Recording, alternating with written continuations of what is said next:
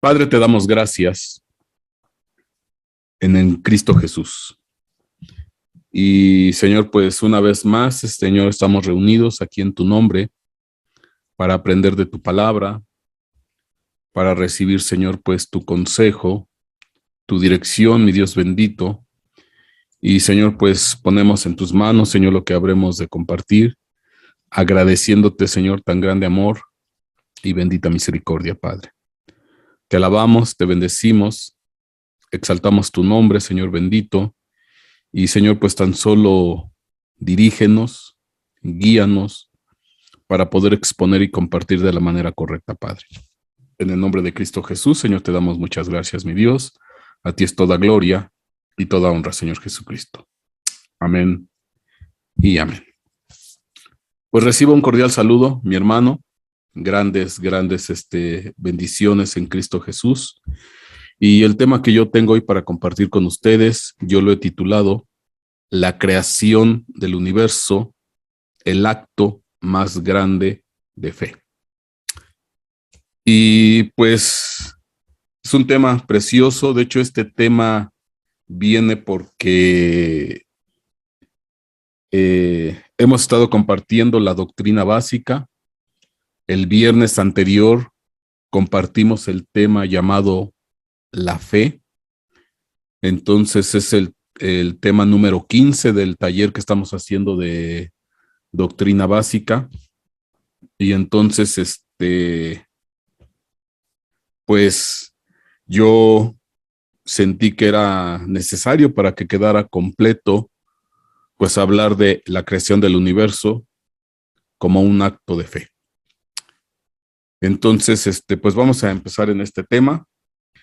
Hoy, en realidad, como no es tanto un tema doctrinal, no es tanto un tema doctrinal, pero yo consideré que era importante para de alguna manera complementar todo lo que tenemos acerca de la fe. Pero bueno, es un tema abierto en este sentido. Entonces, la creación del universo, el acto más grande de fe. Y para aquellos que recuerden lo que compartimos el viernes anterior en el tema de la fe, si usted recuerda, habíamos nosotros hablado acerca de la fe que viene en dos facetas o características. Cuando viene la fe como parte del fruto del Espíritu, según Gálatas capítulo 5, versículo 22 y 23, donde dice, mas el fruto del Espíritu es amor, gozo, paz, paciencia, benignidad, bondad, fe, mansedumbre, dominio propio o templanza. Y ahí se nos menciona que la fe es parte de lo que es el fruto del Espíritu. Pero también la fe viene como un don del Espíritu. Primera carta a los Corintios, capítulo 12, versículo 8. Y dice ahí, pues a unos les es dada palabra de sabiduría por el Espíritu. A otro, palabra de conocimiento o de ciencia, según el mismo Espíritu. A otro, fe por el mismo Espíritu. Y a otros dones de sanidad por el único Espíritu. A otro poder de milagros, a otro profecía, a otro discernimiento de espíritus, a otro diversas clases de lenguas y a otro interpretación de lenguas. Entonces estamos viendo aquí claramente cómo hay una distinción. Una es la fe que viene como fruto del Espíritu y otra es la fe que viene como un don. Simplemente nada más para dar un pequeño comentario, porque todo eso lo compartimos y ahí está en el tema 15, que es la fe. La fe que viene como fruto es algo que se tiene que trabajar, en el cual uno se tiene que esmerar, uno se tiene que prodigar y uno tiene que hacer esfuerzo para conseguir esa fe. Y en cambio, la fe que viene como don es un regalo. La palabra don es un regalo inmerecido, es una gracia que Dios otorga. Entonces, hay dos características de la fe. dos facetas, la fe como fruto y la fe como don o como regalo. Amén. Entonces, pues ahí tiene estas dos grandes características. Ya esto ya está desarrollado. Para mis hermanos que están en el grupo de WhatsApp, ya mandé la lista actualizada, el link hasta el tema 15. Entonces, todos los que están integrados en el grupo de WhatsApp, verifíquenlo porque es de lo último que yo mandé al grupo y ahí ya está integrado hasta el número 15, que es la fe.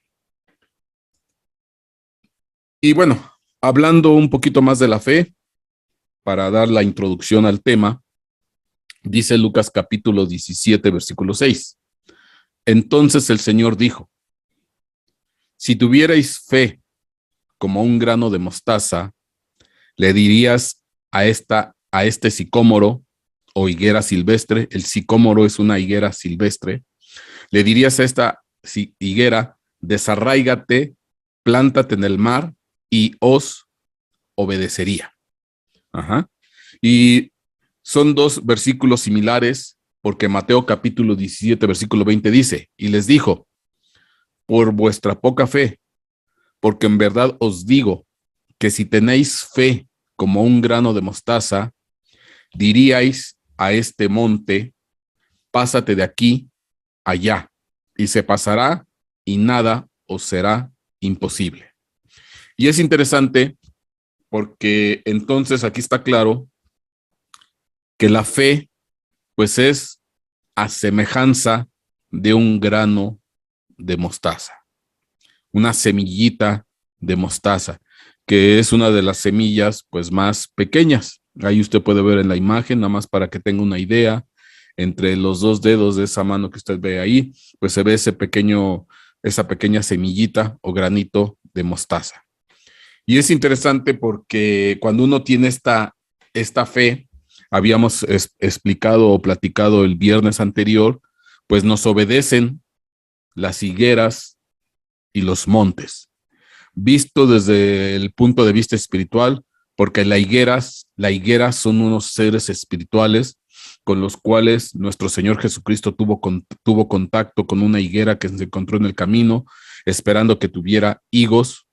Y bueno, eso todo lo explicamos el viernes anterior, pero esa higuera era un personaje. De hecho, dice que entablaron una conversación porque Dios le respondió a la higuera con respecto de algo que preguntó la higuera a Jesucristo, y Jesucristo le respondió, y al final el fruto que buscaba nuestro Señor Jesucristo en esa higuera que maldijo era honra.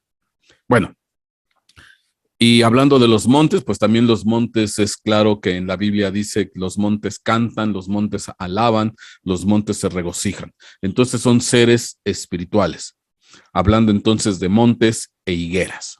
Bueno, pero aquí lo interesante, ya para entrar más en el tema de hoy, estamos hablando que la fe es a semejanza de un pequeño grano de mostaza. La higuera es a semejanza de un pequeño grano de mostaza. ¿Y esto por qué es interesante? Porque dice Mateo capítulo 13, versículo 31. Les refirió otra parábola diciendo, el reino de los cielos es semejante a un grano de mostaza. Entonces, fíjense cómo aquí hay otro aspecto de la mostaza en esta parábola. El reino de los cielos es semejante a un grano de mostaza que un hombre tomó y sembró en su campo, y que de todas las semillas es la más pequeña, pero cuando ha crecido es la mayor de las hortalizas y se hace árbol, de modo que las aves del cielo vienen y anidan en sus ramas. Y bueno, aquí es importante resaltar algo, porque en el mundo natural, en el mundo normal en el que nosotros vivimos, en el cual estamos, en el mundo de la agricultura, voy a manejarlo con esa palabra, es interesante que la semilla o el grano de mostaza nada más crece a nivel de hortaliza.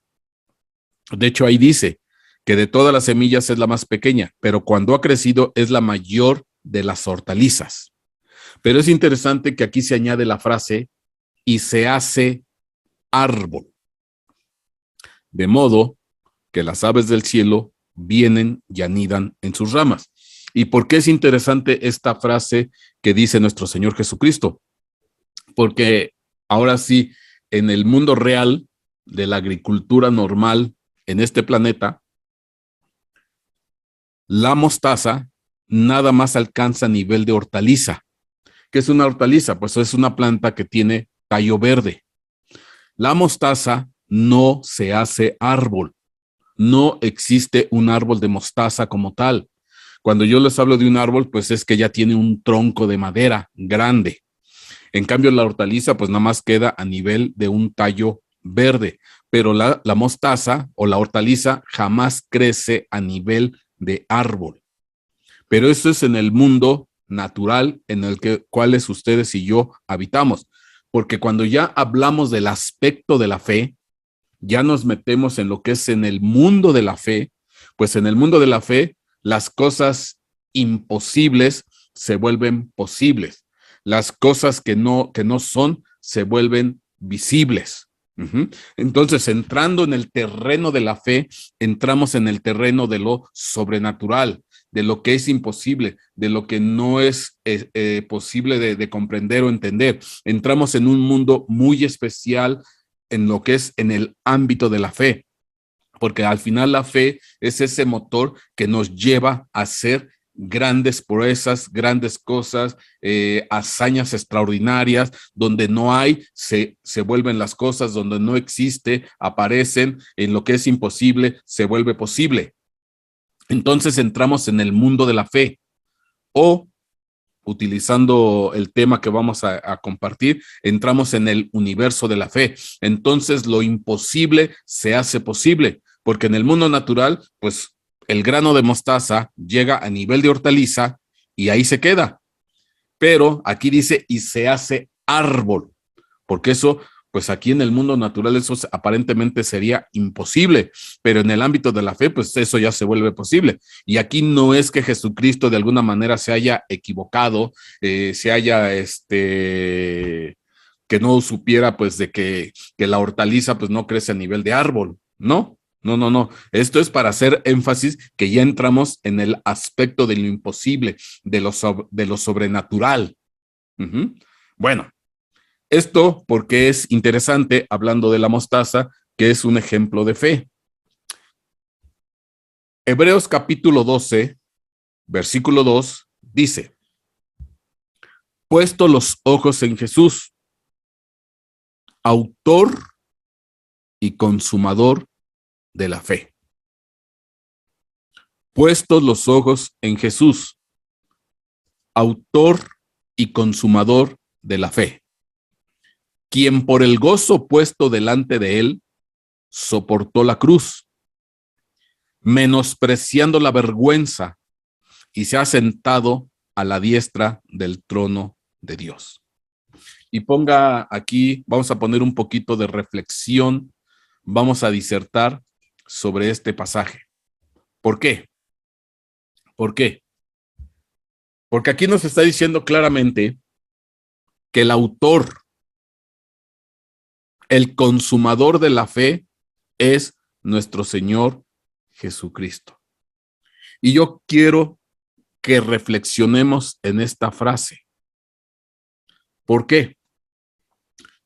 Porque estamos hablando con respecto de Jesús, que él dice que es el autor. Entonces, ¿qué quiere decir? Que él es quien hizo la fe. Y estamos hablando que dice aquí que él es el consumador de la fe. O sea, en otras palabras, él hizo la fe y la terminó, porque estamos hablando que es el consumador. Y bueno, ¿y por qué es interesante esta frase o esta oración? Porque diera la idea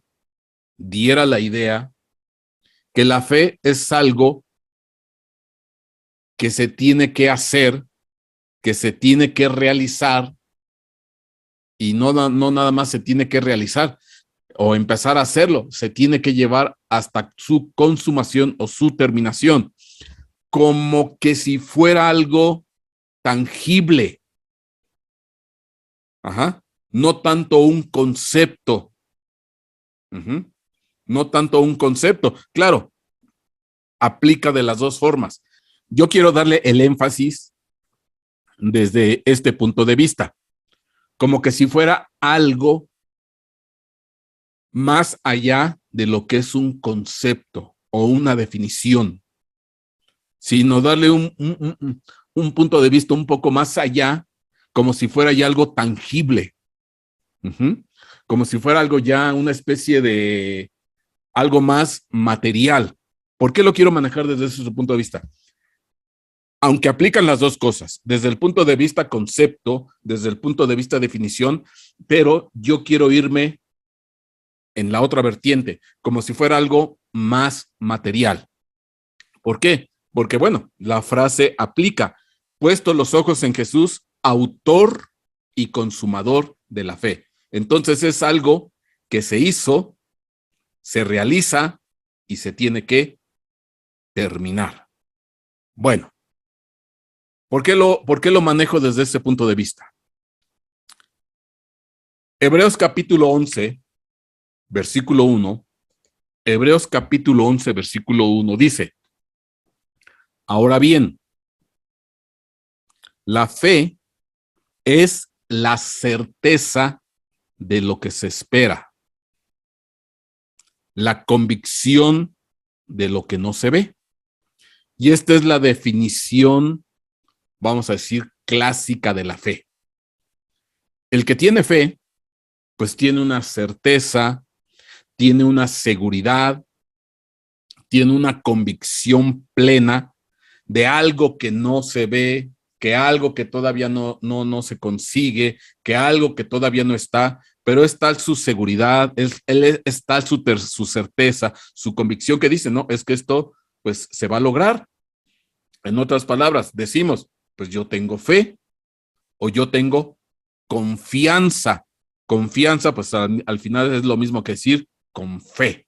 Yo tengo confianza, yo tengo fe, yo tengo seguridad de que las cosas van a salir bien, de que vamos a lograr tal o cual proyecto, de que esto va a pasar de tal o cual manera. Esta es la seguridad que yo tengo de que esto va a pasar. Hay una certeza, hay una convicción. Y hablando, por ejemplo, de la fe como fruto, porque yo le decía que la fe como fruto es algo que se tiene que trabajar. La fe como fruto es algo que se tiene uno que esmerar y habíamos dicho en el taller de la doctrina básica que es a través de la obediencia, porque el ejemplo a la persona que nuestro Señor Jesucristo puso como ejemplo, el ejemplo que dijo en todo Israel, nadie tiene la fe como este, hablando del centurión que pidió sanidad para uno de sus siervos, un sirviente que él tenía, y le dice, yo estoy bajo autoridad, y dice, y también a este le digo que vaya y va, que venga y regresa, o que haga y hace. Entonces, como yo soy una persona que estoy bajo autoridad, pero también como estoy bajo autoridad, sé ejercer autoridad, le dice a Jesucristo, tú tan solo di la palabra. O sea, ni siquiera vengas a mí, o sea, tú di la palabra. Tú eres la autoridad y dando tú la palabra, mi siervo que está enfermo va a ser sanado. Y es cuando dice Jesucristo, en todo Israel, ninguno como la fe de este. Bueno, ¿por qué hago el comentario? Porque entonces la fe, esa fe tiene que ver con obediencia. Entonces al final yo le comentaba que la obediencia es una moneda de dos caras. Es una moneda que de un lado es fe, pero lo que respalda y apuntala a esa fe es la obediencia. Entonces ahí está esa moneda. Un lado es la fe, la certeza, la seguridad, y el otro lado es la obediencia. Entre más obedientes somos, más fe tenemos.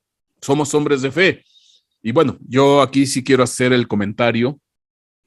Es, por ejemplo, me gusta mucho este comentario, este ejemplo. Es como un niño, dos niños que normalmente su papá les da su domingo o su mesada. Ya ve que se hace mucho de dar el domingo en algunos lugares. Dar un domingo, dar una mesada. Pero es obvio que si uno de los niños o de los hijos estuvo desobediente, le mandaban y no hacía, y le mandaban a hacer, no sé, a barrer algún mandado, la tarea, o apaga la tele, o deja el internet o el celular. O sea, si fue una persona desobediente en esa semana, pues obviamente que cuando llegue el domingo, no va a llegar convencido de que le van a dar el domingo. ¿Por qué? Porque no viene apuntalado en su fe por cuanto fue desobediente. Pero el otro niño que fue obediente, que obedeció a todo lo que le dijeron, que no rezongó, que no se puso rebelde, que siempre estuvo bien dispuesto y lo que le decían y ordenaban hacía, pues llega el domingo y viene bien confiado, seguro de que el domingo va a llegar. ¿Por qué? Porque lo trabajó, obedeció. Y entonces lo que apuntala su seguridad y su convicción es la fe. Lo que apuntala su certeza de que va a recibir, pues es la obediencia que realizó durante la semana. Bueno, pero esto es visto desde el punto de vista, ahora sí, perdone la redundancia, esto es desde el punto de vista espiritual, moral, por concepto, por definición. Hebreos 11:1. Ahora bien, la fe es la certeza de lo que se espera, la convicción de lo que no se ve. Pero, en algunas otras Biblias, versiones, traducen de esta manera. Es pues la fe la sustancia de las cosas que se esperan, la demostración de las cosas que no se ven. Y fíjese cómo es sutil este matiz. Es pues la fe la sustancia de las cosas que se espera. De hecho, la palabra certeza, ahí usted la ve aquí hasta arriba. Ahí en la palabra certeza es bien interesante porque aquí se la remarco. Entonces yo le decía que la fe, ahí dice, es de la concordancia Strong 5287, hypostasis, y ahí dice certeza, confianza o sustancia. Mire, fíjese qué interesante. Certeza, confianza o sustancia. ¿Qué quiere decir esto? Pues que entonces sí aplica la traducción cuando dicen que es la sustancia. Pero ¿por qué es interesante? Porque cuando ya nosotros hablamos de sustancia, ya hablamos en ese momento de algo más tangible. Ya hablamos de algo más allá, no de un simple concepto o una definición. Y esto de alguna manera concuerda con la forma que yo le dije, Hebreos 12:2, cuando dice que Cristo Jesús es el autor y consumador de la fe. No desde el punto de vista de una definición, un concepto, sino yo le decía desde algo un poco más tangible, algo material. Y entonces es un autor y consumador de la fe, de la sustancia llamada fe. Puesto los ojos en Jesús, autor y consumador de la sustancia llamada fe, según Hebreos capítulo 11, versículo 1, y de acuerdo a la definición de la palabra hypostasis, que también admite la traducción sustancia y que en muchas versiones de las Biblias también lo traducen. Es pues la fe, la sustancia. Y cuando entramos en ese terreno de sustancia, pues vamos a leer. Dice ahí que la palabra sustancia dice, ahí en la derecha, componente principal de los cuerpos, susceptible de toda clase de formas y de sufrir cambios, que se caracteriza por un conjunto de propiedades físicas o químicas perceptibles a través de los sentidos. Entonces, aquí ya entramos en un ámbito material, en algo tangible, en algo que tiene propiedades físicas o químicas de acuerdo a la definición de sustancia. Y ahí está claro. Conjunto de propiedades físicas o químicas perceptibles a través de los sentidos. Entonces, si son perceptibles a través de los sentidos, se pueden ver, se pueden palpar, se pueden oír, se pueden tocar. Entonces, se pueden oler. Entonces ya entramos en un terreno más material, que obviamente también aplica la definición de sustancia como concepto, porque dice en el segundo punto, parte fundamental de algo en lo que reside su interés. Es la sustancia del discurso, la sustancia del diálogo, la parte importante, la parte primordial. Pero normalmente la palabra sustancia aplica más a un conjunto de propiedades físicas de una naturaleza, de una sustancia. Y esta, pues sí, es más fácil decir que se puede hacer, que se puede realizar, que se tiene que terminar. Entonces, nuestro Señor Jesucristo es el autor y consumador de la sustancia llamada fe. ¡Ay, Dios!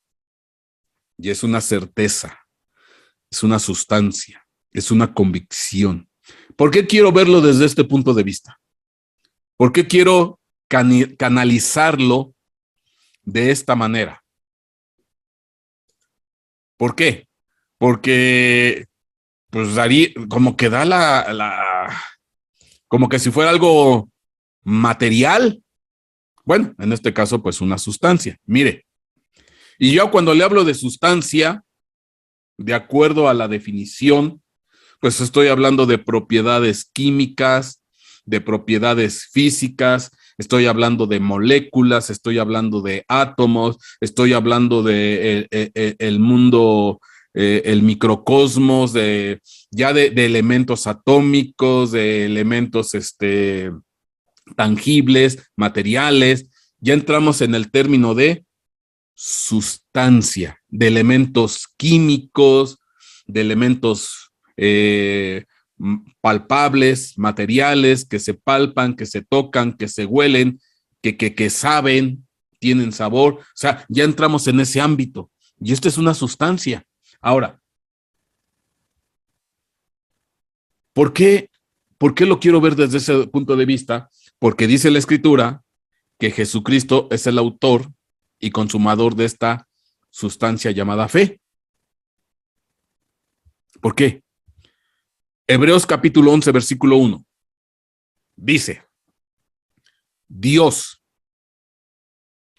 habiendo hablado desde hace mucho tiempo, en muchas ocasiones y de muchas maneras, a los padres por los profetas.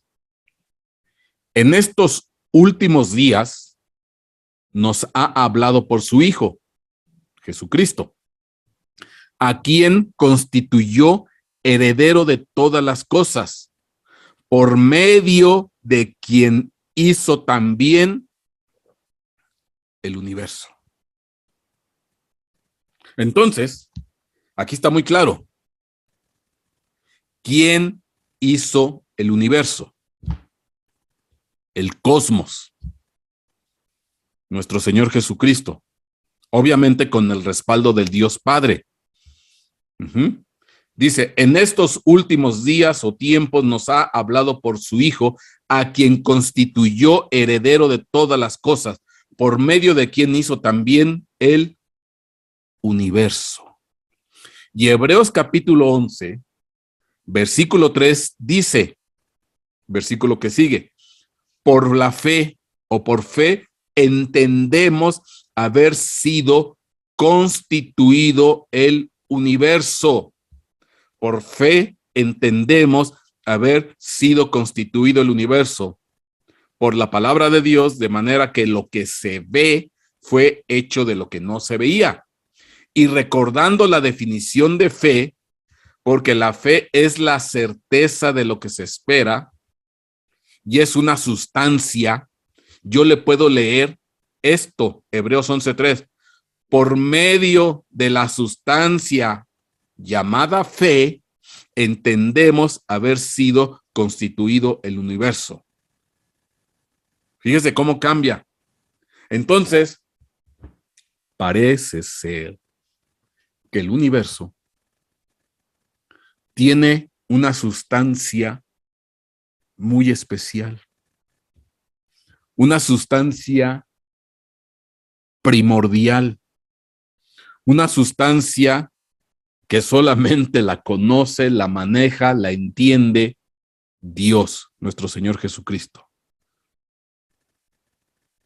La fe. Y que a través de esa sustancia llamada fe, hizo todo el universo. Hoy, gran mayoría de físicos, sobre todo los que estudian la mecánica cuántica, los que estudian las partículas elementales, tratando de encontrar las partículas elementales, las partículas que forman los mismísimos átomos, hablando de neutrones, electrones, pues todavía los electrones, los neutrones, los protones están formados todavía por partículas más pequeñas y más elementales. Cuando hablamos de la sustancia, pues hablamos de ya componentes físicos, de elementos químicos, propiedades físicas, y pues ya entramos en el mundo de la materia, de las partículas pequeñas. Ya me acuerdo que estaba haciendo ese comentario. Entonces, pues hoy en día la investigación de todo eso pues ha avanzado mucho, todo lo que es la mecánica cuántica, la física de partículas, pero le decía que al final la fe, dice aquí, que por la fe entendemos haber sido constituido el universo. Y la fe es una sustancia, es algo más material. ¿Qué habrá más allá de lo que no han encontrado los investigadores de hoy en día acerca de lo que son la física de las partículas? ¿Qué es lo que habrá más allá que todavía no pueden encontrar? Aparentemente ellos ya llegaron a un límite, aparentemente ya llegaron a un tope, pero es obvio que yo creo que están lejos, pero lejos, lejos, lejos de encontrar todavía lo que hay más allá en cuanto a la mecánica de la física de partículas. Entonces, ¿esto qué implica? ¿Qué implicaciones tiene todo esto? Dice Mateo capítulo 13, versículo 31. Les refirió otra parábola diciendo: el reino de los cielos es semejante a un grano de mostaza que un hombre tomó y sembró en su campo. Fíjese, vamos a releer esta parábola. Y que de todas las semillas es la más pequeña, pero cuando ha crecido es la mayor de las hortalizas y se hace árbol. Ahí está la parte de sobrenaturalidad. Comentábamos que las hortalizas pues no crecen a nivel de árbol, se quedan nada más en hortaliza. Pero bueno, esta mostaza crece a nivel de hortaliza, después se convierte en un árbol, de modo que las aves del cielo vienen y anidan en las ramas. Y habíamos dicho que la mostaza es un ejemplo de fe. Si tuvierais fe como grano de mostaza. Y habíamos comentado que la fe es una certeza, dígase una sustancia. Entonces le decía que se hace esta fe, la mostaza es un ejemplo de fe. Si tuvieras fe como un grano de mostaza, y la fe es una certeza, una convicción, o visto desde un punto de vista más material, una sustancia. Y por la fe entendemos que se hizo el universo a través de una sustancia. Entonces yo me pregunto, ¿qué estará representando esta parábola cuando dice que es la semilla más pequeña? Bueno, ¿y qué es ese árbol que crece tan grande? Vamos a verlo desde el punto de física, desde el punto de vista astronómico o del universo. Y aquí entramos en los terrenos del famoso Big Bang. ¿Qué es el Big Bang? Bueno, se entiende lo que han investigado, lo que han estudiado, lo que han deducido los físicos, los astrónomos, estos investigadores teóricos, que en un principio el origen del universo fue a través de un punto diminuto de energía donde estaba concentrada pues toda la materia, toda la energía. Y que dado un momento dado, a partir de este punto, este pequeñísimo punto, algo provocó su expansión, como que hubiera sido una especie de explosión, una detonación, y a partir de ese punto de energía pequeñísimo, algunos narran que era al nivel de una molécula, pues de donde estaba concentrado todo lo que es el universo, el espacio, el tiempo, la materia, todo estaba ahí concentrado. Y a partir de ahí, dado un momento dado, pues ese punto minúsculo de energía, de materia, de tiempo, quién sabe de qué, porque ahí se concentraba todo, pues tuvo una expansión, una explosión, y al final, pues dio origen a la estructura del universo y a lo que tenemos hoy en día. Obviamente yo estoy haciendo esta explicación de una manera muy coloquial, con tal de hacerme a entender. Y ese es el famoso Big Bang, la gran explosión, el grande crecimiento. Y es la teoría más aceptada. Hay muchísimas más teorías, pero bueno, vamos a decir que esta es la más aceptada, la más reconocida, la más estudiada y en la que la gran mayoría está de acuerdo en esta teoría del famoso Big Bang. Ahora, dice Hebreos capítulo 11, versículo 3. Dice, por la fe, dígase la sustancia llamada fe, entendemos que el universo fue preparado por la palabra de Dios, de modo que lo que se ve fue hecho de lo que no se ve. Y aquí viene algo bien interesante, porque este punto de energía yo lo comparo con el grano de mostaza, que es de las semillas más pequeñas. Es una semilla chiquititita. A semejanza de ese pequeñísimo punto de energía, de materia, de tiempo en el inicio del Big Bang. Ahí está ese punto. Yo lo comparo a ese grano de mostaza, a ese punto de energía. Y después llega, detona y crece y forma la estructura del universo. Pero bueno, aquí viene algo interesante, porque dice que, según Hebreos capítulo 11, versículo 3, lo que se ve fue hecho de lo que no se ve. Y es aquí, qué precioso, porque la mayoría de los científicos, investigadores, astrónomos, gente que estudia todo esto del universo, pues está de acuerdo del Big Bang hacia adelante. Ya donde entran en lucubraciones, en teorías a cual más algunas estrafalarias, otras alocadas, o sea, ya ahí donde ya no hay de acuerdo, ya no hay, ya no tienen capacidad para poder entender, es decir, ¿qué había antes de ese punto de energía?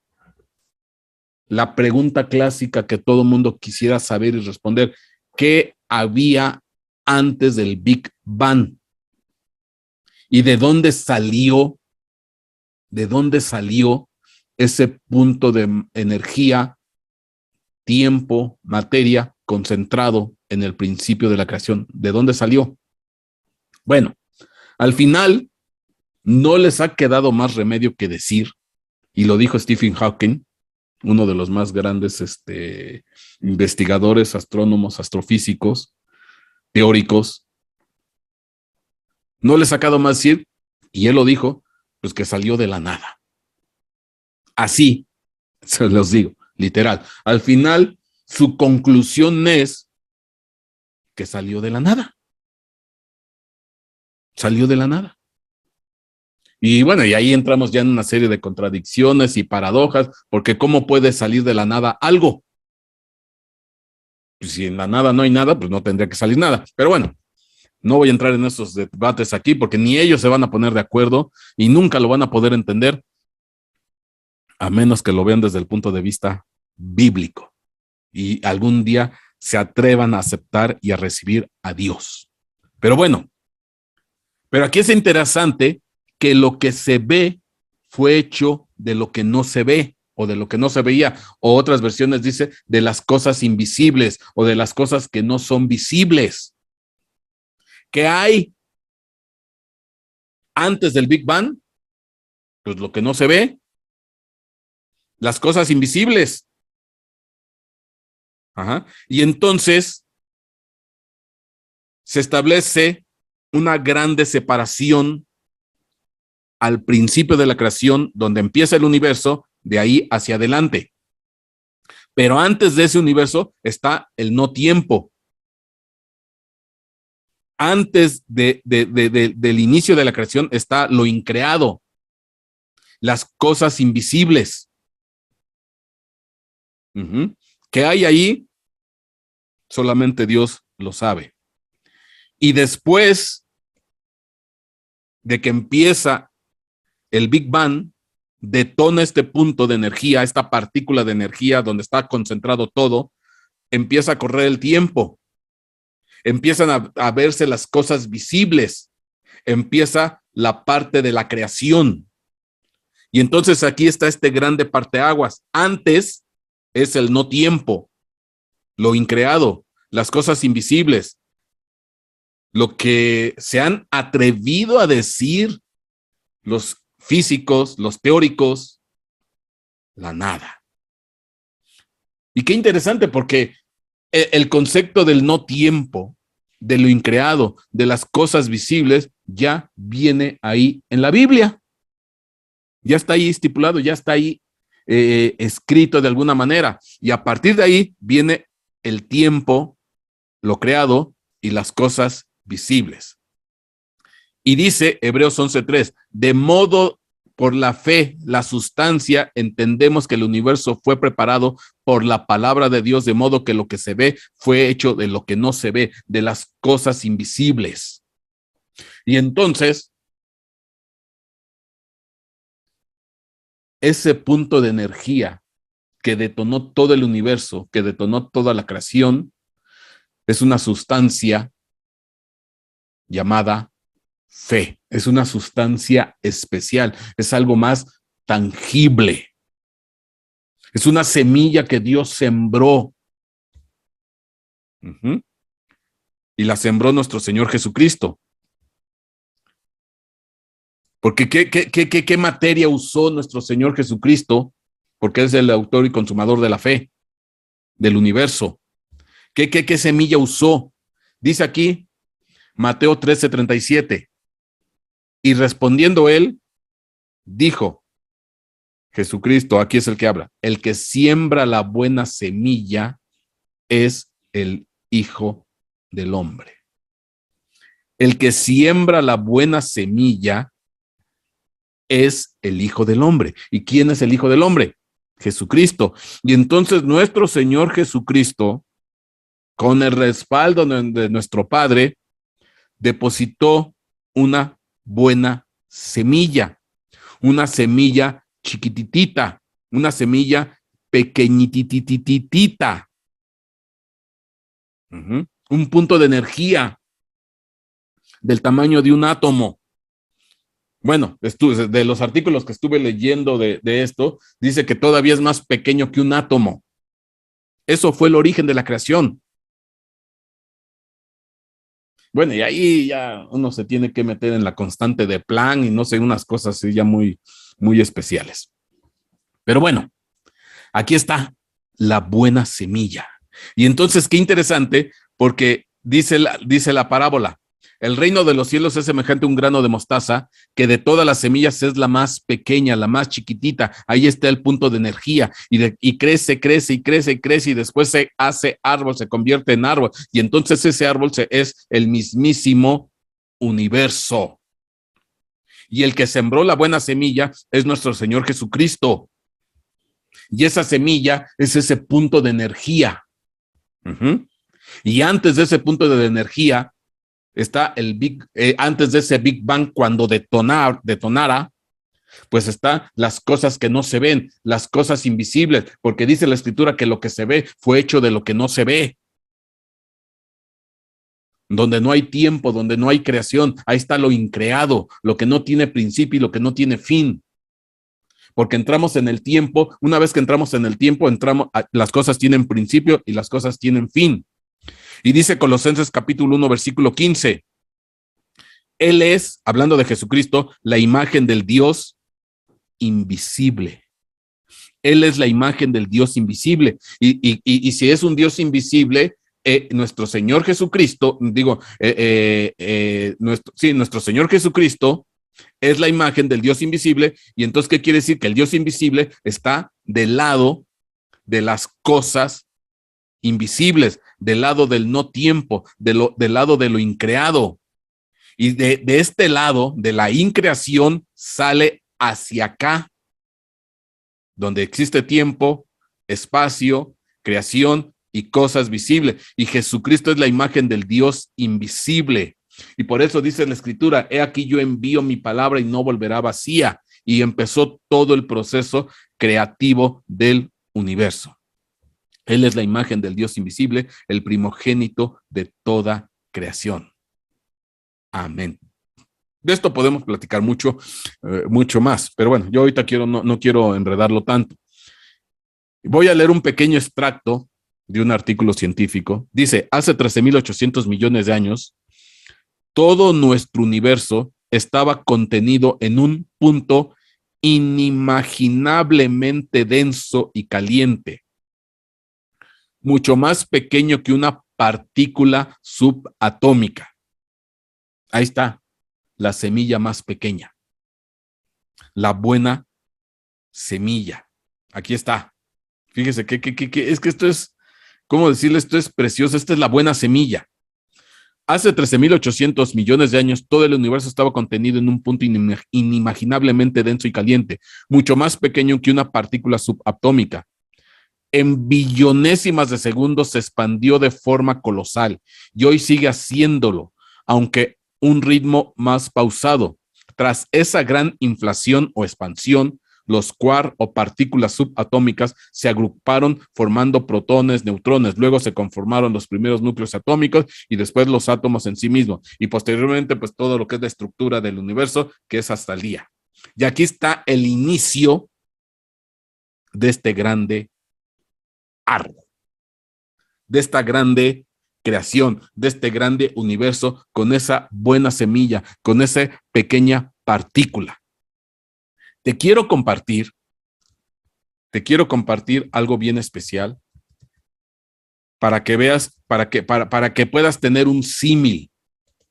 Déjame compartirte algo. Voy a compartirte aquí un video. The dramatic display comes from this unassuming looking plant, the squirting cucumber. Son semillas. It only takes a tiny vibration, and the cucumber starts a spectacular show.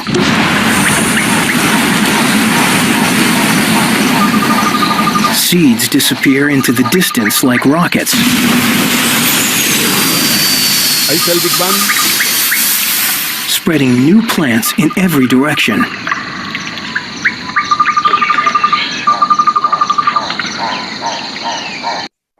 Seeds disappear and the cucumbers. It only takes a tiny vibration, and the cucumber starts a spectacular show.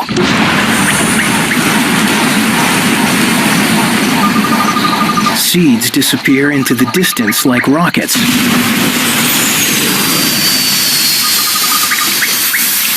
Spreading new plants in every direction.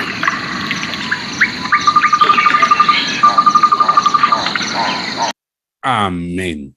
Es que esto es, ay Dios. Si te diste cuenta, lo que tú acabas de ver es cuando es una semilla que suelta todo su material interno genético para empezar a dar vida. Es un pequeño Big Bang. Y así es en todas las semillas. Implosionan, explotan, se expanden y sueltan todo su material para generar vida. Entonces, pues eso fue lo que sucedió al principio del universo. Por eso es precioso cómo se hace la comparación del reino de los cielos a un grano de mostaza. Dice aquí,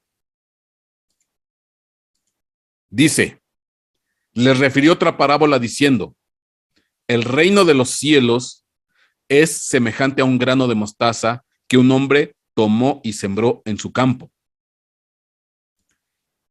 Y que de todas las semillas es la más pequeña, pero cuando ha crecido es la mayor de las hortalizas y se hace árbol. Ahí está ya el universo completo. De modo que las aves del cielo vienen y anidan en sus ramas. Y yo te hago una pregunta. Si la semilla pequeñita es ese punto de energía en el principio de los tiempos, que detona, crece y explota, se expande, y después se convierte en un árbol, en un universo, yo hago una pregunta. ¿Quiénes son las aves del cielo que vienen y anidan en sus ramas? Pues son todos los seres que habitan este árbol llamado universo. Este árbol llamado cosmos. Este árbol llamado el gran universo, hecho de una sustancia llamada fe, que la sembró nuestro Señor Jesucristo. Y entonces, esa pequeña semillita se convierte en el árbol, en el universo, en el cosmos, en la creación completita. ¿Y quién la sembró? Nuestro Señor Jesucristo. Porque el Hijo del Hombre es el que siembra la buena semilla. Fíjate qué precioso. Y entonces, ese campo de hortalizas, pues al final se vuelve todo el universo. Fíjate que esto es hermoso, es maravilloso, cómo aquí está contenido. Ahora, viéndolo ya desde este punto de vista, pues es muy fácil entender, porque al final dice aquí la escritura que esta pequeña semilla se vuelve hortaliza y después se convierte en un grande árbol. Pero ese es un grande árbol, uno solo. ¿Por qué? Porque si entramos en el conocimiento, en la definición de los famosos universos paralelos, los multiversos, que por cierto están muy de moda ahorita con un montón de películas o de series animadas, los famosos multiversos, es algo que últimamente está muy de moda. Ya tiene unos años a la fecha que se ha puesto de moda hablar de los multiversos, los universos paralelos, etcétera, etcétera.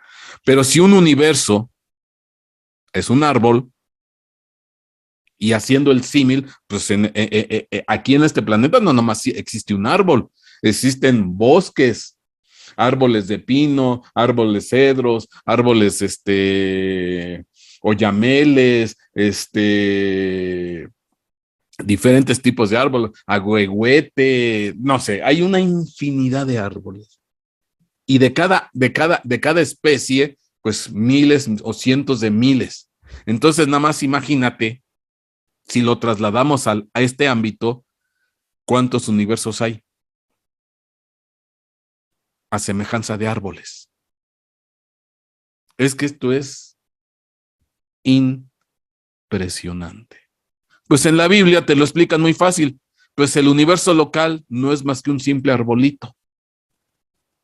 El universo local no es más que un simple arbolito. Bueno, yo le digo simple, pero digo, entender la magnitud de nuestro universo, bueno, olvídate, es algo inmensamente grande como no tienes idea. Pero al final no es más que un solo árbol. Y ya entrando en el aspecto de los multiversos, pues hay bosques, millones y millones de árboles. No, mi hermano, esto es precioso, esto es maravilloso. Si para poder entender este universo necesitaríamos millones de años de vivencia para poder entender, comprender y visitar todos los rincones de este universo, imagínate ya hablar de los otros universos. No. No, esto ya se sale fuera de la mente. Uh-huh. Universos de cedro, universos de pino, universos de agüehuete, universos de oyameles, universos de etcétera, etcétera, etcétera. Es que esto es precioso, esto es maravilloso. Qué tan grande nuestro Dios. Y todo empezó con un pequeño grano de mostaza. Dígase un punto de energía del tamaño de una partícula subatómica. Ahí empezó todo. ¿Quién es el que tiene estas semillas? Nuestro Señor Jesucristo. ¿De qué están hechas? Una sustancia llamada fe. Invisible, que no se nota porque viene de la parte increada, viene del no tiempo, viene de lo invisible. Y entramos al tiempo, a lo visible y a lo creado. Y nuestro Señor, aparte de ser el buen pastor, nuestro Señor Jesucristo es el buen sembrador. Porque el que siembra las buenas semillas es el Hijo del Hombre. Amén y amén.